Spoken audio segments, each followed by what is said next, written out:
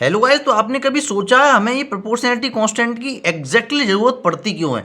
जैसे हमारे पास Ohm's law था, जिसमें किसी भी कंडक्टर में जो भी करंट फ्लो करता है वो उस कंडक्टर के एंड्स पे जो पोटेंशियल डिफरेंस होता है उसके डायरेक्टली प्रोपोर्शनल होता है। तो यहाँ प्रोपोर्शनैलिटी का साइन हटता है तो 1/r एक कांस्टेंट आता है, तो V equals to I R formula बन जाता है। ऐसे ही ग्रेविटेशन फोर्स का फॉर्मूला होता था, जो भी दो मासेस के बीच में ग्रेविटेशन फोर्स लगता है वो इन दोनों बॉडी के मासेस के डायरेक्टली प्रोपोर्शनल होता है, और जो फोर्स होता है वो दोनों मासेस के डिस्टेंस के स्क्वायर के इनवर्सली प्रोपोर्शनल होता है। तो इन दोनों को जब मिला देते थे इक्वेशंस को, इक्वेशन 1 को और इक्वेशन 2 को, तो ये फॉर्मूला बन जाता था। जो फोर्स था वो डायरेक्टली प्रोपोर्शनल हो जाता था m1 m2 upon r square के। तो प्रोपोर्शनलिटी का साइन हटता था तो क्या आ जाता था, एक कांस्टेंट g आ जाता था। तो अब एग्जैक्टली इसकी जरूरत क्यों पड़ती है, तो ध्यान से देखिए। हमको ये पता होता है कि अगर जैसे इसमें मान लीजिए कि अगर v बढ़ेगा, v की वैल्यू बढ़ेगी तो करंट की भी वैल्यू बढ़ेगी। बिल्कुल सही बात है। किसी भी वायर में अगर करंट के उसके एंड्स के अलोंग अगर पोटेंशियल डिफरेंस बढ़ेगा तो उसमें करंट की वैल्यू बढ़ती है।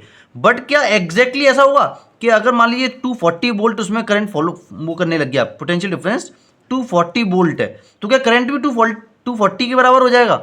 नहीं। तो एग्जैक्टली हमें ये तो पता है कि एक वैल्यू दूसरे वैल्यू के साथ बढ़ेगी, ये बढ़ेगी तो इसकी वैल्यू बढ़ेगी, ये घटेगी तो ये भी घटेगी। बट एग्जैक्टली कितनी बढ़ेगी, एक न्यूमेरिकल वैल्यू कितनी निकल के आएगी, तो उसके लिए जब एग्जैक्टली एक्सपेरिमेंट्स किए जाते हैं तो एग्जैक्टली एक कांस्टेंट की वैल्यू निकाली जाती है।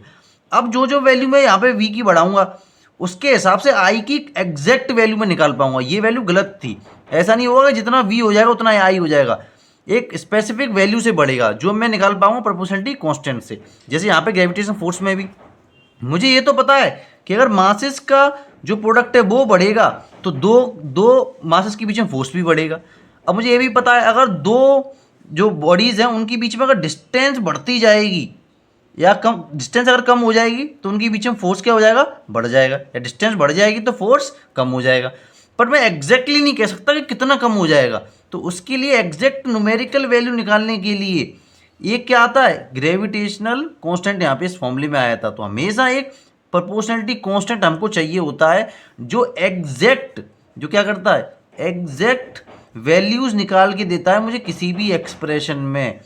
नहीं तो मुझे केवल इतना पता हुआ कि एक एक जब एक साइड बढ़ेगी या जिस पे कोई चीज़ डिपेंड कर रही है, एक ये बढ़ेगा तो ये दूसरी साइड भी बढ़ेगी, केवल मैं इतना बता सकता हूँ। बट एग्जैक्टली कितना बढ़ेगा या घटेगा ये मैं नहीं बता सकता। इसलिए मुझे एक इक्वेलिटी वाला साइन लाने के लिए, इक्वेशन बनाने के लिए कांस्टेंट की वैल्यू चाहिए होती है।